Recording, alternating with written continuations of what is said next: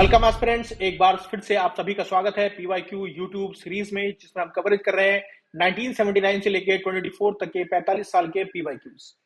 Prelim support programme 9 दिसंबर से हमारा शुरू हो चुका है और जो पहला टेस्ट है वो 14 दिसंबर को हो चुका है।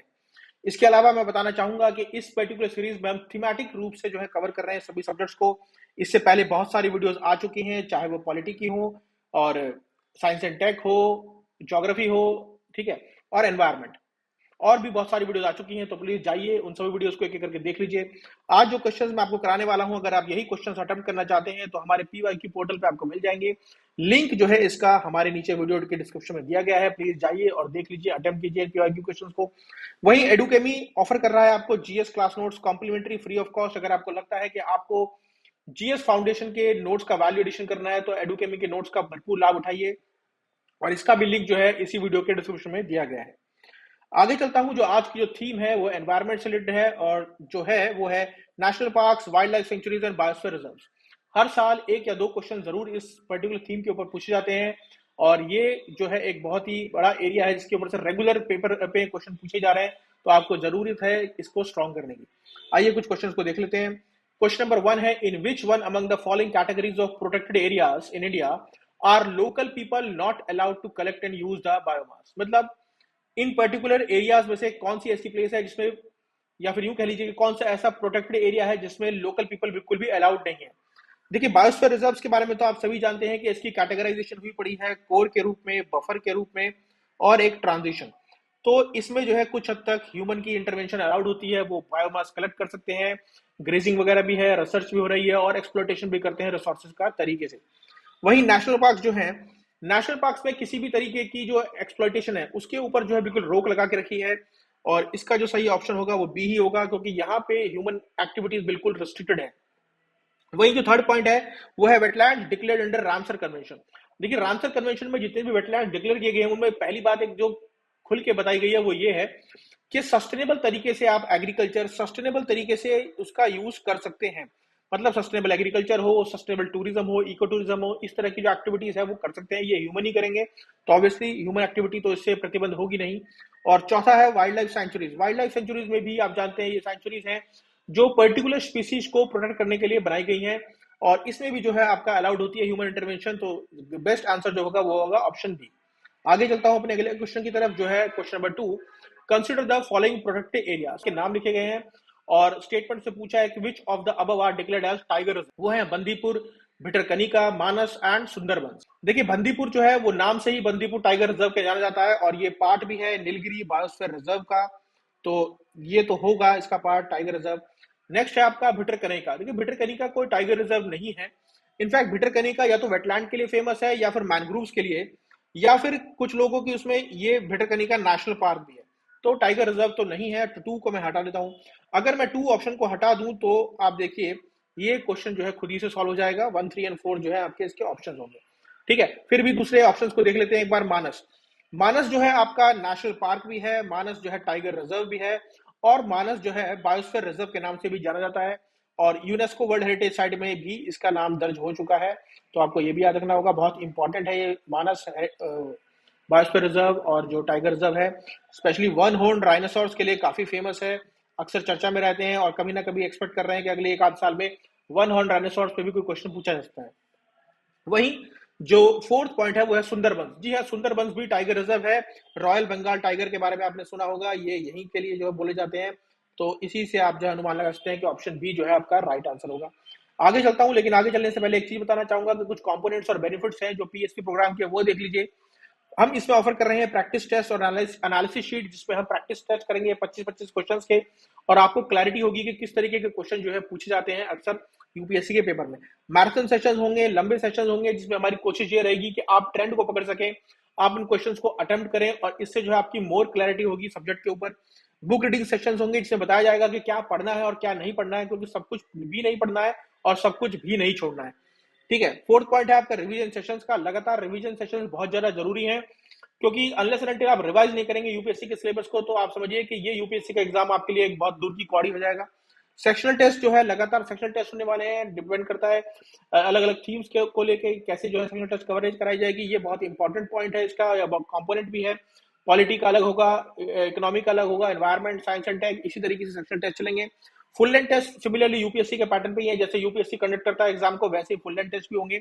यूपीएससी मिक्स टेस्ट, देखिए यूपीएससी जो है बहुत सारे क्वेश्चंस वो पूछ लेता है जो अक्सर उसने दूसरे एग्जाम में पूछे होते हैं। यूपीएससी के जो दूसरे एग्जाम है जैसे कि सीडीएस हो गया, सीएपीएफ हो गया, इनके एग्जाम्स के क्वेश्चन भी काफी इंपॉर्टेंट और रेलिवेंट रहते हैं, तो हमने उसका भी एक मिक्स ऑफ टेस्ट बनाया है।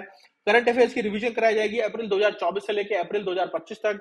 सीसैट का सपोर्ट प्रोवाइड किया जाएगा उन स्टूडेंट्स को जिन्हें लगता है कि कहीं ना कहीं वो सीसैट की उसमें वीक है और बार बार उनका प्रीलिम्स कहीं ना कहीं रुक जाता है या सीसैट एक बड़ी रुकावट है उनके लिए।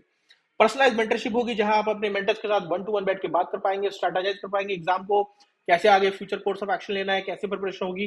टेस्ट डिस्कशंस, क्योंकि टेस्ट डिस्कशंस बहुत ज्यादा जरूरी है, वही जो टेस्ट कराए जाएंगे उन्हीं के डिस्कशंस इसमें होने वाले हैं। और जो एडुकेमी का ऑल इंडिया मॉक टेस्ट है उसे प्रयास का नाम दिया गया है, यही प्रयास यानी कि all India mock test conduct किया जाएगा और आपकी जो रैंकिंग्स हैं वो ऑल इंडिया लेवल पर निकाली जाएंगी। तो प्रोग्राम ऑलरेडी शुरू हो चुका है 9 दिसंबर से, पहला टेस्ट हो चुका है 14 दिसंबर को, तो याद रखिएगा अगला टेस्ट आने वाला है 21 दिसंबर को। आगे चलने से पहले एक छोटी सी बात और कहूंगा कि लास्ट टाइम जो हमारे साथ स्टूडेंट्स एनरोल हुए थे 45% स्टूडेंट्स ऐसे थे जिन्होंने एग्जाम क्रैक किया था और 50% हमारा स्ट्राइक रेट रहा है। 50% क्वेश्चंस जो हमारे डायरेक्ट हिट हुए हैं यूपीएससी के अंदर। अगर आप इस प्रोग्राम को लेते हैं तो इससे आपका कॉन्फिडेंस बढ़ेगा और कॉन्फिडेंस बढ़ेगा तो ऑब्वियसली आपकी एक्यूरेसी बढ़ेगी और आपका जो है स्कोर भी बढ़ेगा। तो प्रोग्राम शुरू हो चुका है 9 दिसंबर से, पहला टेस्ट भी हो चुका है 14 दिसंबर को और अगला टेस्ट होने वाला है 21 दिसंबर को। तो आइए अगले क्वेश्चन की तरफ चलते हैं, वो है consider the following pairs. Pairs दिए गए हैं, match the column type question है। एक तरफ है नॉकरेक बायोस्फीयर रिजर्व, दूसरी तरफ Loktak lake, Namdapha national park और इस तरफ जो है Garo hills, Barail range, Dafla hills. Which of the above pairs are correctly matched? Pairs बताने हैं कौन से करेक्टली मैच्ड हैं। फर्स्ट है नॉकरेक बायोस्फीयर रिजर्व। देखिए नॉकरेक बायोस्फीयर रिजर्व मेघालय का ही है, मेघालय प्लेट्यू का है, गैरो हिल्स वहां पे है, ये बिल्कुल ठीक बात है और नॉकरेक जो है बहुत ज्यादा चीजों के लिए जाना भी जाता है। वहीं लोकताक लेक, लोकताक लेक जो है वो मणिपुर की लेक है और ये फेमस है आपका केबुल लामजाओ नेशनल पार्क के लिए। इसके अलावा वहां पे एक लोकल वेजिटेशन है जिसे फुमदीज करके बोला जाता है और ये जो है मणिपुर में है। बरेल रेंज जो है आपका ये कहीं आपको देखने को मिलेगी आसाम और नागालैंड के बॉर्डर पर, तो ये आसाम और नागालैंड के बॉर्डर पे देखने को मिलेगी, इसका मणिपुर से कोई लेना देना नहीं है, तो ये आपका जो है पेयर गलत है। थर्ड पॉइंट है आपका नाम धापा नेशनल पार्क। देखिए यहाँ पे अगर कुछ आप गेस करने की कोशिश कर रहे हैं तो आपका कुछ गड़बड़ हो सकता है, क्योंकि नामधापा नेशनल पार्क अरुणाचल प्रदेश में ही है, ये बात बिल्कुल ठीक है, और डाफला हिल्स भी अरुणाचल में ही है, लेकिन डाफला हिल्स जो है वो वेस्ट में है और नामधापा जो है वो आपका ईस्ट में है। तो यहाँ पे जो अगर पास में कोई हिल पड़ता है तो वो पड़ता है मिकीर हिल्स। तो यहाँ पे अगर आप गैस वर्क कर रहे हैं तो गलत हो जाएगा। इनफैक्ट अगर आपके पास मैपिंग की पूरी इंफॉर्मेशन है तभी जो है आप इसको ठीक कर सकते हैं। तो option A1 with the right answer. ठीक है, आगे चलते हैं अपने अगले क्वेश्चन की तरफ, जो है question number 4। With reference to India desert national park which of the following statements are correct? It is spread over 2 districts, there is no human habitation inside the park and it is one of the natural habitats of great Indian bustard. Select the correct answer using the code given below. देखिए desert national park की बात कर रहा है और कह रहा है कि 2 डिस्ट्रिक्ट्स में ये जो है आपका स्प्रेड आउट हुआ पड़ा है। ये बिल्कुल ठीक बात है, डेजर्ट नेशनल पार्क 2 डिस्ट्रिक्ट्स में है, एक है बाड़मेर और दूसरा है आपका जैसलमेर।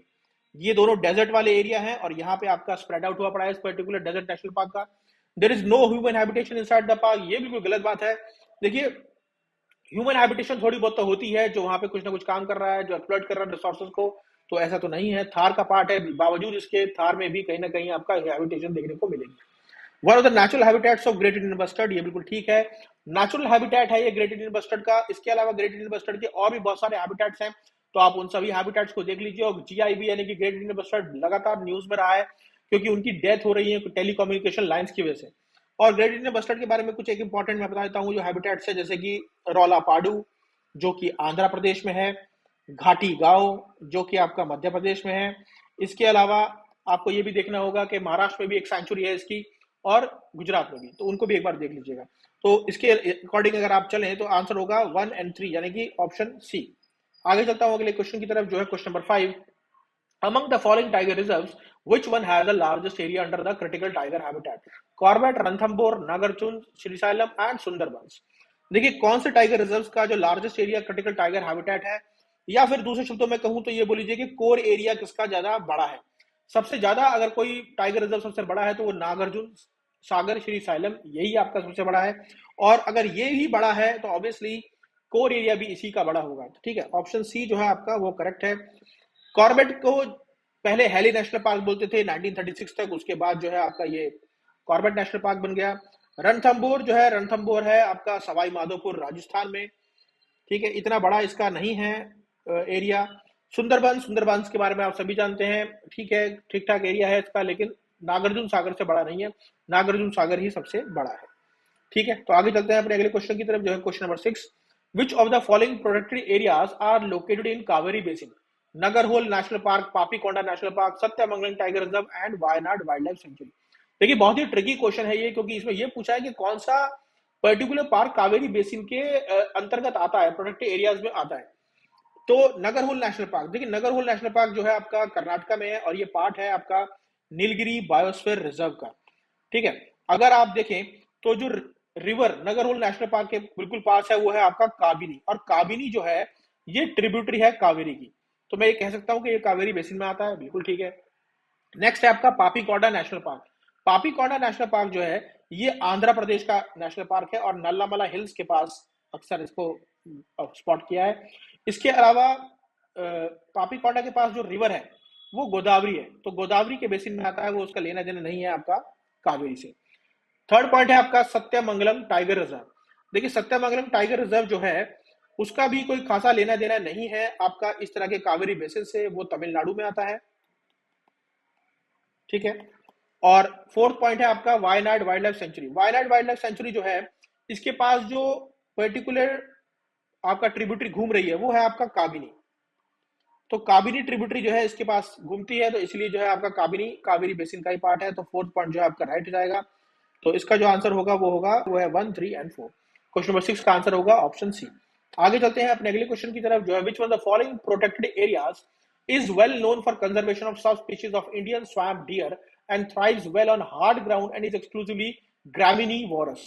देखिए ग्रामिनीवोरस का मतलब है जैसे हर्बीवोरस होता है, वैसे ग्रामिनीवोरस है मतलब जो सिर्फ ग्रास ही खाता है। तो ऐसा कौन सा है बारहसिंगा या स्वैम्प डियर? देखिए कान्हा नेशनल पार्क ही ऐसा पार्क है, और इसको बोला जाता है द ज्वेल ऑफ कान्हा, ठीक है। इस बारहसिंगा को ज्वेल ऑफ कान्हा भी बोलते हैं। मानस नेशनल पार्क आप जानते हैं मेघालय के उसमें आता है और असम के बॉर्डर्स पे है, तो यहाँ मानस नेशनल पार्क का तो कोई लेने देना है नहीं इस तरह के किसी भी बारहसिंगाओं से। मुड्डुमलाई वाइल्ड लाइफ सेंचुरी तमिलनाडु में है, इसका भी कुछ लेना देना नहीं है, क्योंकि मुड्डुमलाई वाइल्ड लाइफ सेंचुरी में अगर सबसे बेहतर हैबिटेट किसी का है तो वो एलिफेंट्स का है। और लास्ट है आपका ताल छप्पर वाइल्ड लाइफ सेंचुरी, जो कि चूरू डिस्ट्रिक्ट राजस्थान में है, ठीक है। चूरू डिस्ट्रिक्ट है राजस्थान की, उसमें ये लाई करता है, तो वहां भी जो है इस तरह का स्वैम्प डियर्स आपको नहीं मिलेंगे। हाँ कुछ मिल सकता है आपको, एंटीलोप मिल सकते हैं या फिर ब्लैक बक, ठीक है, ब्लैक बक मिल सकते हैं, एंटीलोप मिल सकते हैं, वो नहीं मिलेंगे। तो कान्हा नेशनल पार्क की इसका जो है राइट आंसर होगा। आगे चलता हूं अपने अगले क्वेश्चन की तरफ, जो है question number 8। Which of the following are most likely places to find the musk deer in its natural habitat? Askot wildlife sanctuary, Gangotri national park, Kishanpur wildlife sanctuary, Manas national park. देखिए Askot wildlife sanctuary, Askot wildlife sanctuary जो है इससे पहले कि मैं आपको बता दूं कि मस्क डियर है क्या। देखिए मस्क डियर का जो साइज होता है वो बहुत ही छोटा होता है, इतना बड़ा नहीं होता है मस्क डियर। और इंपॉर्टेंस मस्क डियर की ये है कि इसके अंदर एक मस्क ग्लैंड होता है, उस मस्क ग्लैंड की वजह से ही लगातार इस मस्क डियर का जो यूज है वो मेडिसिनल पर्पस के लिए भी हो रहा है, उस मस्क डियर को निकाल लेते हैं। अक्सर आपने सुना होगा इश्क और मुस्क छुपाए नहीं छुपता, ये मुस्क जो है इसी मस्क से लिया गया है, या यूं कह लीजिए कि मस्क जो है मुस्क से लिया गया है। इसके अंदर से लगातार खुशबू आती रहती है, और उसी के लिए जो है ये परफ्यूम और मेडिसिनल इंडस्ट्रीज में यूज होता है, ठीक है। तो हाई अल्टीट्यूड पे देखने को मिलेगा आपको, और साइज इसका थोड़ा छोटा है। तो हाई अल्टीट्यूड मतलब हिमालयाज में देखने को मिलते हैं ज्यादातर। अस्कोट वाइल्ड लाइफ सेंचुरी ये हाई अल्टीट्यूड पे है आपका, कुमाऊं हिमालयाज में है, ये उत्तराखंड में, ठीक है। गंगोत्री नेशनल पार्क ये भी आपका ऊपर की तरफ मिलेगा, गढ़वाल में मिलेगा उत्तराखंड में, वहां भी आपको मस्क डियर मिल जाएंगे। किशनपुर वाइल्ड लाइफ सेंचुरी जो है नीचे की तरफ है, तेराई रीजन है जो आपका वहां मिलेंगे, खासकर उत्तर प्रदेश में। लखीमपुर खेरी एक जगह है, उसके पास आपको ये मिलेगा देखने को। और वहां पे एक और टाइगर रिजर्व भी है जो है दुधवा टाइगर रिजर्व, ठीक है। तो ये पॉइंट तो रूल आउट हो गया। मानस नेशनल पार्क भी आपका हाई ऑल्टीट्यूड पे नहीं है, ये फूट हिल्स पे है, ठीक है, फूट हिल्स पे है ये ईस्टर्न हिमालयाज के, तो इसलिए यहाँ भी आपको ये देखने को नहीं मिलेगा। तो आंसर होगा 1 एंड 2, 8 का जो है ऑप्शन ए इज करेक्ट। आगे चलता हूँ अपने अगले क्वेश्चन की तरफ, जो है in which one of the following states is Pakhui wildlife sanctuary located? देखिए स्ट्रेट अवे क्वेश्चन है बिल्कुल, पाकुई वाइल्ड लाइफ सेंचुरी के बारे में पूछा है, इसका दूसरा नाम पाके भी है, और पाके भी इसको बोलते हैं। और इसके वेस्ट साइड में जो एक रिवर फ्लो करती है उसका नाम है कामेंग, और ईस्ट साइड में जो इसकी रिवर फ्लो करती है उसका नाम है पाके। ठीक है, this is Pakke river and this is Kameng river, so it is bounded by rivers on both the sides. Arunachal Pradesh में ही है ये, मणिपुर, मेघालय, नागालैंड से इसका कोई लेने देना नहीं। और आगे चलता हूं अपने अगले क्वेश्चन की तरफ, जो है question number 10। Recently, there was a proposal to translocate some of the lions from their natural habitat in Gujarat to which one of the following sites? देखिए, पुराना क्वेश्चन है 2013 के आसपास, जब सुप्रीम कोर्ट ने ऑर्डर दिया था कि कुछ लायंस को ट्रांसलोकेट किया जाए गुजरात से हटा के दूसरी जगह पे, तो वही पूछ रहे हैं कि कौन सा था वो था कूनो पालपुर। आज भी जो है कुछ एक आध साल पहले भी जो आपके जो अफ्रीका से बोमा टेक्निक के थ्रू जो चीता आए हैं वो इसी तरीके से आए हैं। और Kuno Palpur wildlife century तब भी इसलिए जानी जाती थी क्योंकि ट्रांसलोकेशन वहीं पे किया जाता है। कॉर्बेट नेशनल पार्क का तो कोई लेना देना नहीं, Sariska Mudumalai wildlife sanctuary Tamil Nadu में है, Kuno Palpur wildlife sanctuary है, और रिवर कूनो जो है इसको डाइसेक्ट करती है, बीच में से काटती है, और जो एक जगह है डिस्ट्रिक्ट वो बताया था वो है शेवपुर, जो मध्य प्रदेश में पड़ता है।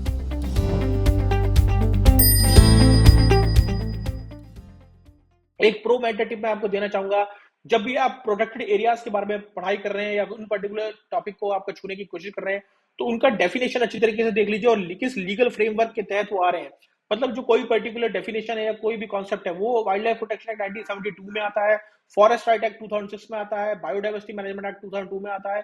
इस तरह की इंफॉर्मेशन रखनी होगी, लोकेशन और मैपिंग का पूरा ध्यान रखना होगा, क्योंकि लोकेशन इसमें बहुत इंपॉर्टेंट है। खासकर आजकल यही पूछने लगे हैं कि इस पर्टिकुलर पार्क के आसपास कौन सी रिवर है या किस रिवर का बेसिन में जो है ये इसका पार्ट आता है। वही कोई फ्लैगशिप स्पीशीज अगर किसी पर्टिकुलर पार्क से रिलेटेड है, चाहे वो वन ऑन डायनासोर्स को लेके हो, गोल्डन लंगूर हो, लायन टेल मकाऊ हो, या फिर और भी जो पर्टिकुलर स्पीशीज है उनके बारे में पूछ सकता है। स्पेसिफिक इन्फॉर्मेशन कलेक्ट करने की कोशिश कीजिए, जर्नलिस्ट के ऊपर रिलाय मत कीजिए। जर्नलिस्ट के ऊपर अगर रिलाय करेंगे तो आप जो है क्रैक नहीं कर पाएंगे प्रीलिम्स को। और अगर आप यूपीएससी प्रीलिम्स 2025 क्रैक करना चाहते हैं तो प्लीज ज्वाइन कीजिए एडुकेमी का पीएसपी सपोर्ट प्रोग्राम, जो 9 दिसंबर से शुरू हो चुका है। पहला टेस्ट 14 दिसंबर को हुआ था और अगला टेस्ट जो है 21 दिसंबर को होने वाला है। Till then, goodbye to all of you, thank you and have a nice day.